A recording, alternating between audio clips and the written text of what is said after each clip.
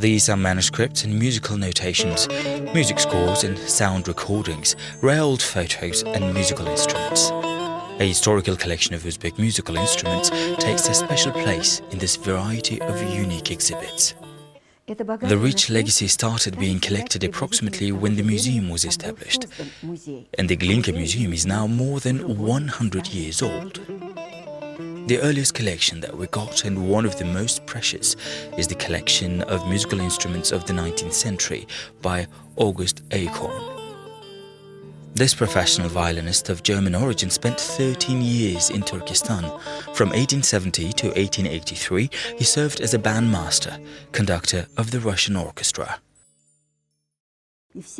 During those 13 years, he had been collecting musical instruments, recording music, and taking pictures of old singers and musicians. This is an absolute rarity of the museum. August Eichhorn's collection of Uzbek musical instruments is one of the most precious. We are proud that this collection was given to the funds of the Moscow Conservatory in the year 1890.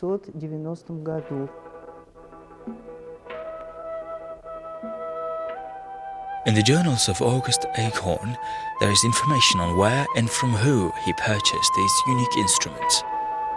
From a wandering musician from Kabulistan, from one Bukhar court musician, a rare item from Kashgar. This is a classical dutar. August Eichhorn mentions that he bought it from a noble young woman in Tashkent. It's amazing how in the second half of the 19th century, a German from Saxony had an opportunity to communicate with musicians in the female part of the house, İçkeri. So, the dutar is decorated in a traditional manner, encrusted with ornamented white bone. Dutar, which means two strings, is absolutely the same as its analogues that were made in earlier centuries.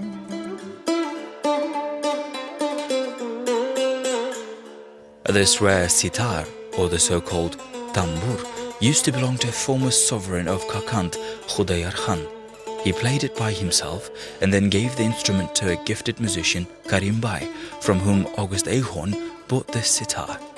Elegant body, fine carving, precious bone and mother-of-pearl incrustation. Instruments for sovereigns and noblemen used to be decorated in such a rich way.